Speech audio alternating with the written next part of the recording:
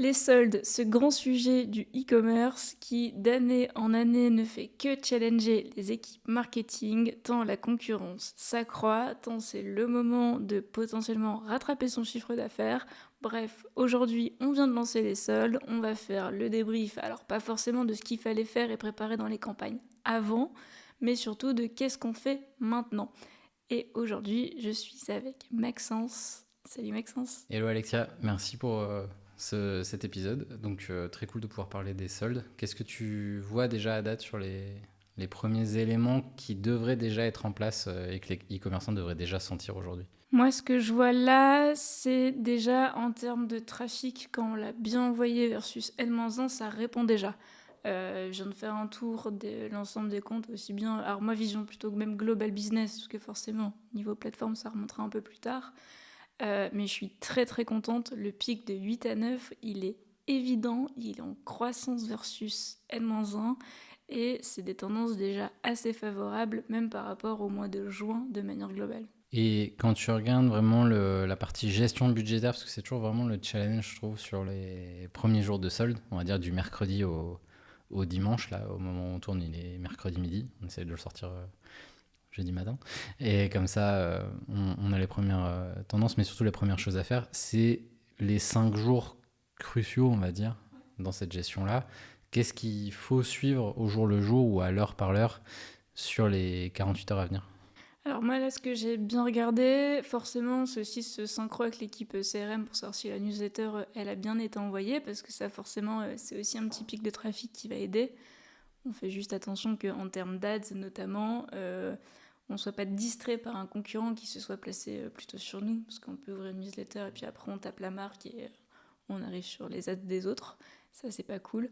Donc moi, en fait, ce que j'ai bien regardé et extrêmement, surtout de 8h à 10h, c'est vraiment le pic de trafic. Donc je regarde mes coûts versus N-1. Et quand je dis N-1, donc aujourd'hui on est le 24 juin 2026, je regarde pas versus le 24 juin 2025. L'année dernière, c'était le 25 le lancement. Donc je compare au 25 juin 2025. On a tendance à vite cliquer sur les ads en previous year. Je recommande au moins de se comparer à la première journée des soldes de N-1. Et du coup, je regarde vraiment, là pour le coup, des indicateurs un peu plus hauts. Donc je regarde mon niveau de dépenses, je regarde mon niveau de CPC, parce qu'au moins je sais déjà si potentiellement les CPC ils vont coûter plus cher ou pas. Je regarde en termes de clics, comme ça au moins que j'apporte à minima le trafic de N-1. Et idéalement, quand le compte a bien travaillé tout le reste de l'année, il y a un peu plus de budget. Et ensuite, je vais regarder aussi en termes d'impression, surtout pour s'assurer aussi que ça diffuse et on apparaît. Parce que je sais aussi que le trafic du matin, ils vont un peu commencer à regarder les prix, notamment sur Shopping. Et potentiellement, ils se poseront à midi ou en fin de journée pour convertir. Donc ça va être mes principaux indicateurs, vraiment vision de plateforme. Et après, je vais plutôt regarder un Shopify, un WooCommerce, enfin la dotnée plutôt business là pour le coup. Ok, intéressant. Et comment tu t'assures de... C'est toujours le challenge, hein, de façon de pas trop dépenser, parce qu'en plus on est en période de marge dégradée forcément, vu qu'il y a des promos. Même si tu as une grosse partie des ventes, on remarque, qui est faite sur du hors promo, c'est le bon moment pour les vendre aussi. On a des cas de personnes qui font pas les soldes et qui ont déjà des bons élans, et c'est le cas à chaque fois. Et comment tu t'assures de pas cramer trop de budget, mais en même temps de pas passer à côté d'opportunités? Bah déjà, je vais regarder sur les marchés parce que on réfléchit vachement en francophone, mais il y a le marché international. Alors là, pour le coup, je le mets à part parce que c'est pas forcément les mêmes dates et les mêmes régulations en termes de soldes. Sur le marché français, les soldes, c'est le mercredi à 8h00. On peut pas lancer des soldes avant. Je pense que c'est important de le rappeler. Ce qui va se passer pour être sûr que je sois bien prête, c'est là pour le coup, il y a un petit peu d'éléments avant. Moi, sur des grosses lignes de budget, j'augmente forcément le budget et je mets un ajustement de CESO qui est très très agressif de 8 à 10. Après, je le calme et après, je joue ma soirée. Donc moi, en fait, là, en gros, il est midi. Donc ceux qui ont loupé le coche, c'est pas grave. Ça sert à rien d'augmenter là les budgets, mettre son ajustement de CESO là tout de suite. Autant se préserver pour la soirée. Le 17-22, même le 16h-22h sera un peu plus intéressant. Mais en fait, ouais, je vais vraiment regarder comment on se situe en dépenses. Et moi, mon objectif, quand c'est à 15-16 heures, je vais regarder, mon objectif, c'est que aucune campagne n'est dépensée de plus de 50% de leur budget. Si c'est le cas, je rallonge. Donc en termes de budget, alors là pour le coup, je trouve aussi que les soldes, c'est pas un jour où il faut être scolaire. Oui, il faut généralement augmenter de 10 à 20% son budget pour pas péter le learning, pour pas faire en sorte que ces campagnes apprennent trop. Profitons d'un jour à gros pic, à haut volume, pour en fait profiter de l'apprentissage. Parce qu'en fait, s'il y a des volumes de conversion, le learning, potentiellement, la campagne, elle a réappris dans la journée et on a complètement oublié. Et moi, c'est ce que je dis aux personnes qui ont tendance à hésiter, prendre trop de temps. Déjà, en fait, c'est le coût de l'opportunité manquée. En fait, si tu devais rallonger de 3 000 euros à ROAS de 10, t'es content d'avoir fait 30 000 euros versus d'avoir mis juste 10% et d'avoir remis juste 500 euros. C'est pas forcément les mêmes chiffres et les mêmes objectifs à la fin. Ce qu'on cherche au solde, c'est un volume de chiffre d'affaires. Ouais, ça me rappelle.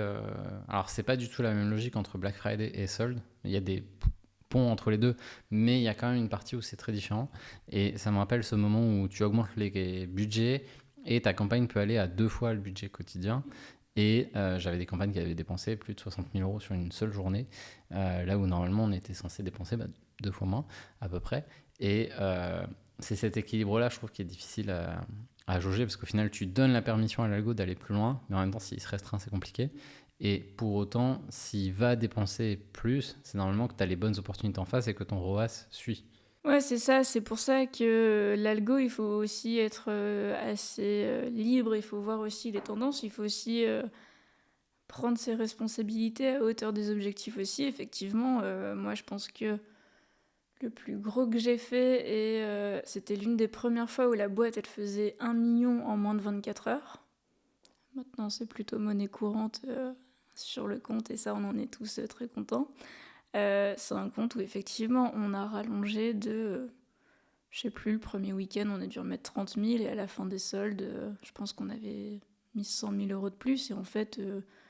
le ROAS était là, l'objectif était là, mais par contre, sur le chiffre d'affaires au réel, je pense que c'était un record de chiffre d'affaires depuis en gros le post-Covid où ça performait et les gens se sont mis à racheter. Donc c'est ça aussi qui va être important, c'est de savoir à hauteur de responsabilité ce qu'on peut faire. Et moi, tu vois, Black Friday versus les soldes, comment je joue, c'est que je le découvre vraiment dans mon état d'esprit. C'est que il y a la première journée, le 8-10, qui est 8h-10h qui est très important, le 16-22 qui va être très important aussi. Après, je laisse comme ça, ça réapprend, on va passer le jeudi, le vendredi va se réentamer, je sais que le vendredi à 14-15h, bon bah ok, là on y va agressif, on rallonge, et là on rallonge et on bourrine avec le samedi matin, le dimanche, des petits ajustements de saison qui vont se faire. Donc en gros, là pour le coup, je vis un week-end de Black Friday finalement. Pas à la même hauteur du chiffre d'affaires, mais je joue un week-end de comme un week-end de Black Friday. Et après, le lundi, j'ai quelques comptes. Le lundi, ça commence aussi à bien performer. Et à partir du mardi, je commence un peu à ralentir.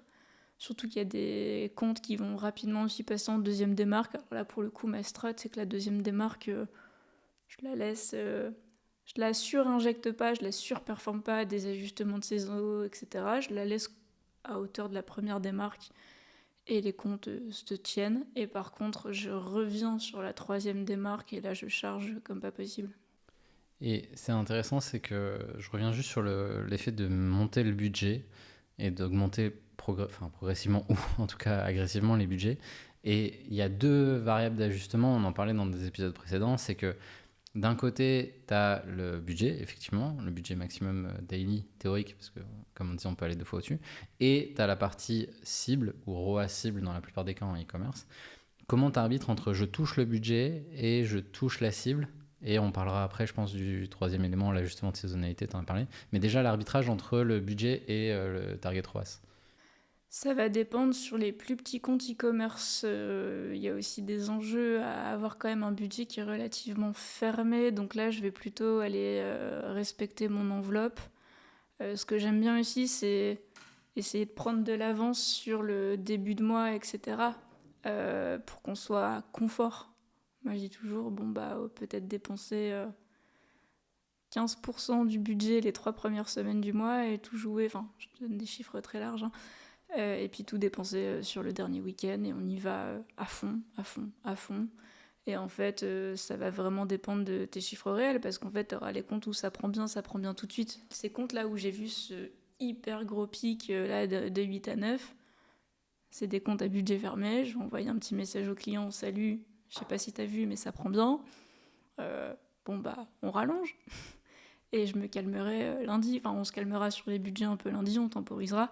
C'est là aussi où du coup sur ce genre de compte-là, on dit il faut baisser aussi les targets ROAS en parallèle de monter les budgets parce que tu peux te permettre de dégrader des ROAS. Sur ce genre de compte, j'ai tendance à pas trop y toucher parce qu'en fait ils sont déjà assez bridés par le budget naturellement.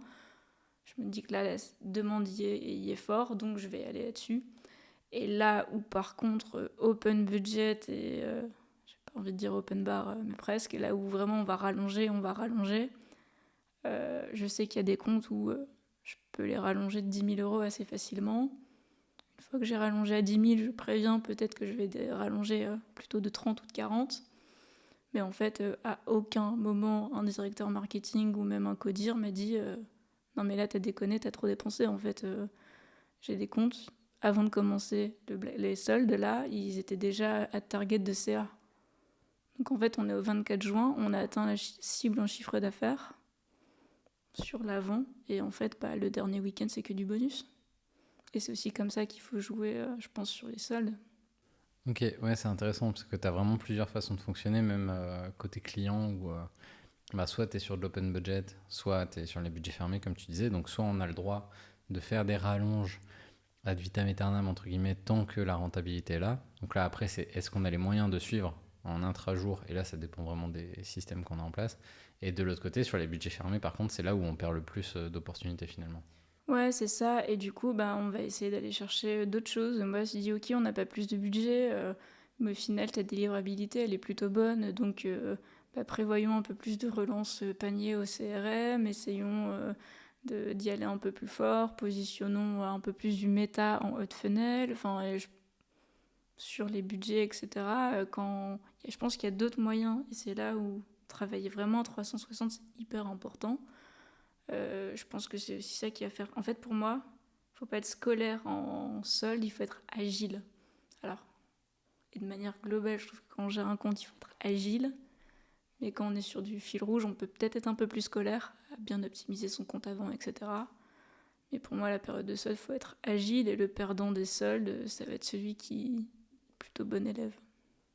Ouais, c'est clair. Tu parlais dans le webinaire qu'on avait fait à l'époque déjà du Black Friday, de la notion de téléphone rouge, euh, qui est difficile parfois à mettre en place pour certains, mais en tout cas qui permet justement d'aller poser la question très rapidement à un décideur et d'avoir très vite le feedback, parce que finalement, si tu as la réponse en 72 heures sur des événements comme le Black Friday, ça c'est évident, mais comme les soldes aussi, c'est un game changer pour la façon de gérer tes soldes.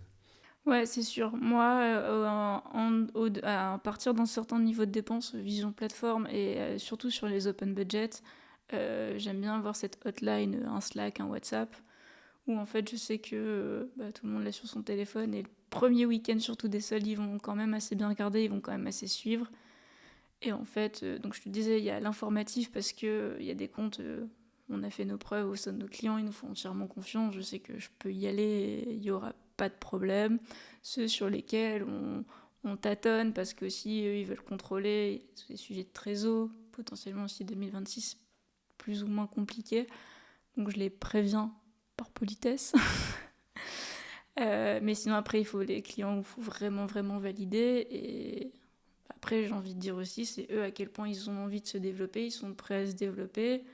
Euh, on n'est pas non plus le 25 décembre à midi quand je fais la demande, c'est le premier week-end de solde, potentiellement le dernier. Je pense que s'il y a bien 5 week-ends dans l'année à pas louper, c'est le premier du Black Friday, lancement des soldes d'hiver, clôture des soldes d'hiver, lancement des soldes d'été, clôture des soldes d'été. De là après, donc c'est 5 fois dans l'année. Et c'est intéressant parce que effectivement, il y a pas mal de choses qui se passent le week-end, parce que ce que tu constates dans beaucoup de cas, c'est quand même que tu as le pic du mercredi, tu as le jeudi qui est quand même un peu le ventre mou des 5 jours dont on parlait, Et après, selon les verticales, tu vas avoir du vendredi, samedi, dimanche où ça va crescendo, parfois le lundi. Par contre, après, tu rentres dans ta courbe en U des soldes où tu as le pic du début, la traversée du désert, et après, tu vas reprendre une fin de solde qui est un peu plus tonique.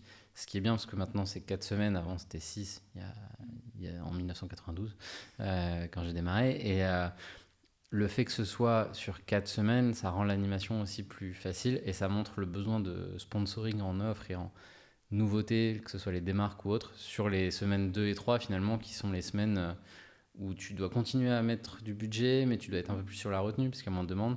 Bref, cette courbe en U, comment tu vois la gestion côté budget média? En fait, sur 4 semaines, c'est super pratique. C'est tout simplement parce que du coup, on lance plus ou moins dernière semaine de juin de manière globale, là c'est autour du 24-25. On lance le mercredi, donc en fait tu rationalises bien ton budget, t'en as à fond sur la fin. Donc là, t'as mis ton premier budget. On va passer sur la deuxième démarque, t'es sur le début juillet. Les gens ont leur salaire, donc même si l'offre est un peu moins intéressante, il y a l'effet des salaires qui va jouer.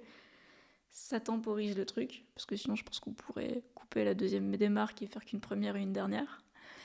Et après, t'as vraiment, bon bah là, c'est le dernier moment, et les gens savent, surtout cet été, que c'est le dernier moment avant le Black Friday. Là aussi, où je pense qu'il faut réfléchir, c'est quel est le mindset de l'utilisateur, quel est le mindset du prospect à ce moment-là. En fait, les parcours, de manière assez globale, c'est que tu sais que tu dois acheter quelque chose. Le panier est peut-être plus ou moins haut, on est dans le contexte économique dans lequel on est, soit. Donc les gens, ils savent que c'est les soldes, ils vont attendre, ils attendent. C'est ce qui fait qu'une première démarque, elle cartonne. C'est qu'en fait, les gens ont peur que ce soit plus en stock. Et ils commandent donc là, tout de suite. Donc, soit ils ont acheté le mercredi matin. Le jeudi, bah pour maintenant, l'offre, elle ne changera pas pendant le week-end. Le vendredi, elle ne changera pas non plus. Donc on peut tranquillement acheter ça le week-end. Donc c'est aussi là où potentiellement, moi je pense qu'il y a des moments où tu reportes l'achat. Après, on est reparti sur une nouvelle semaine. Et puis aussi, les gens ont eu le temps de bencher. Donc c'est aussi là où il faut être hyper agile sur le placement prix. Je pense surtout aux sites e-commerce qui sont des revendeurs.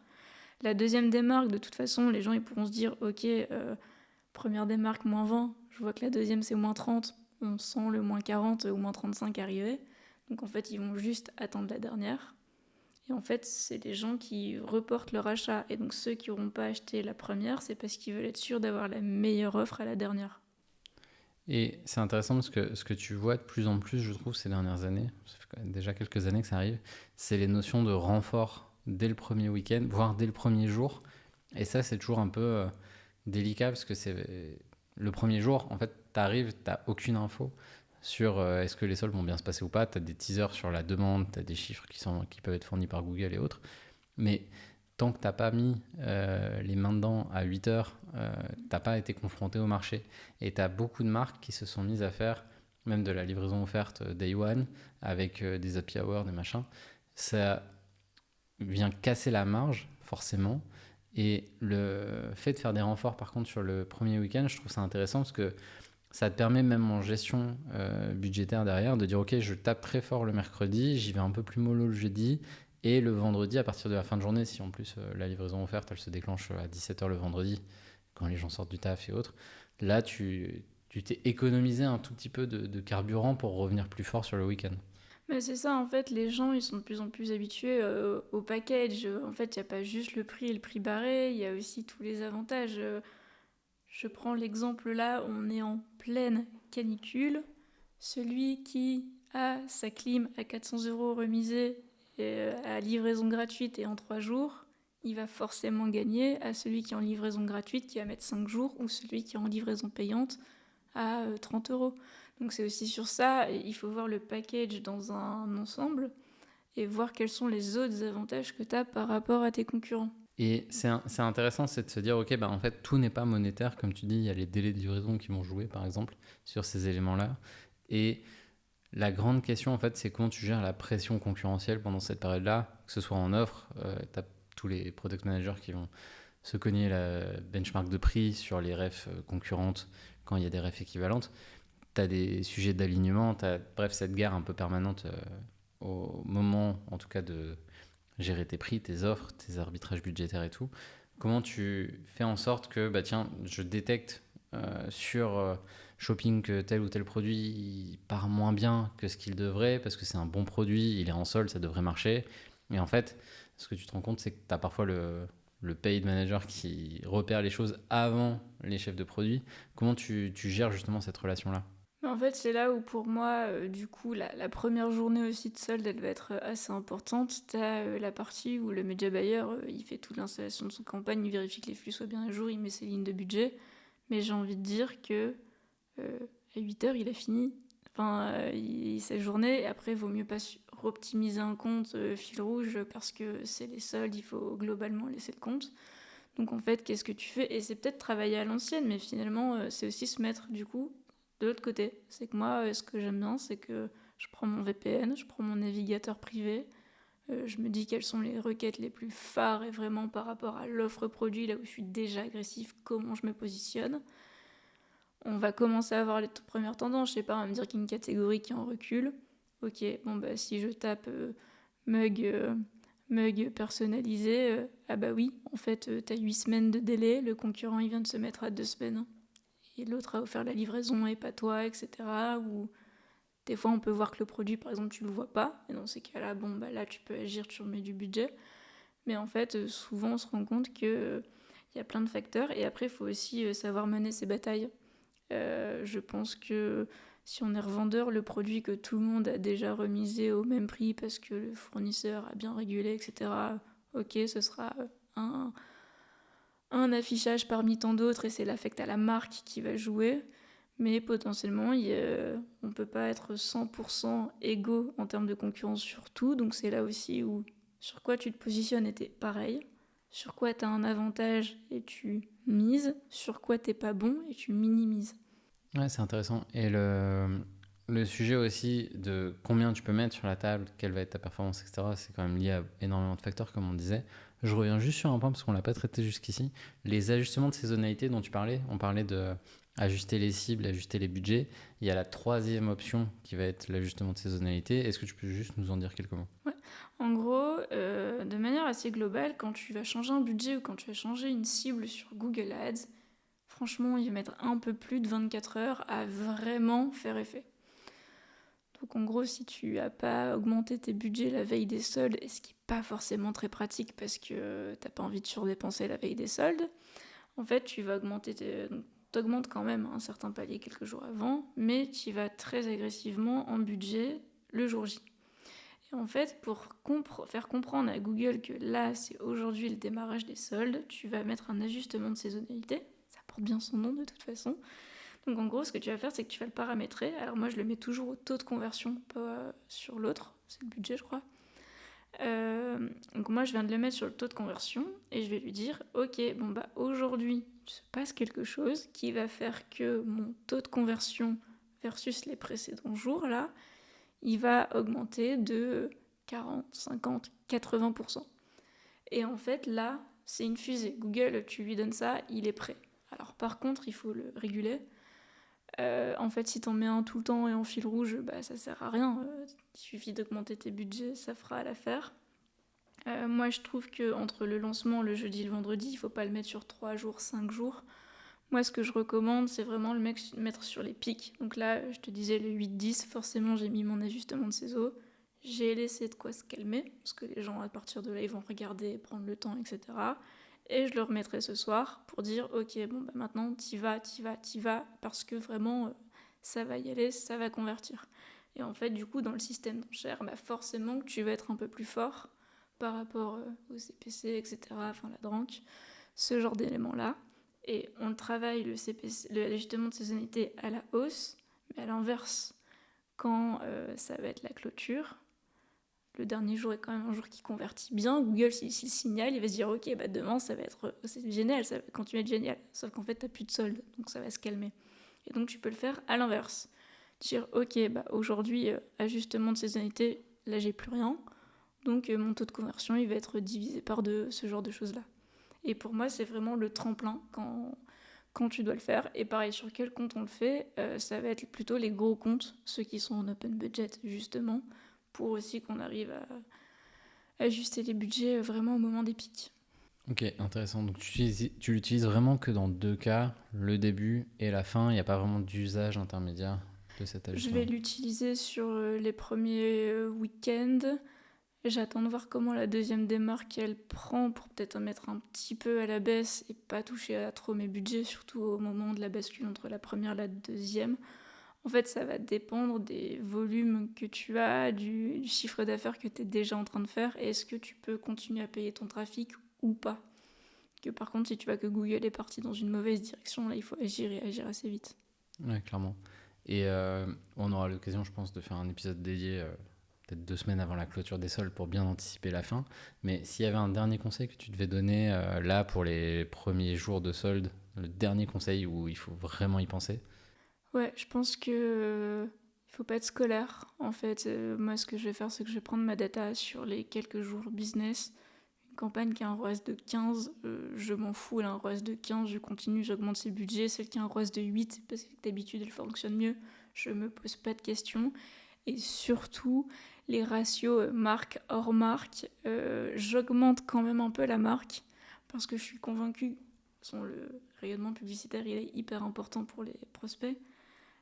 Moi, la première, j'ai vu une fois, deux fois le produit. Quand je vais vraiment acheter, je vais taper le nom de la marque et je vais retrouver mon produit comme ça. Donc il faut faire hyper attention aussi à être bien présent sur sa marque, surtout en shopping. Carré. En tout cas, très cool. On n'a plus qu'à espérer que les personnes qui nous écoutent vont faire des bonnes soldes.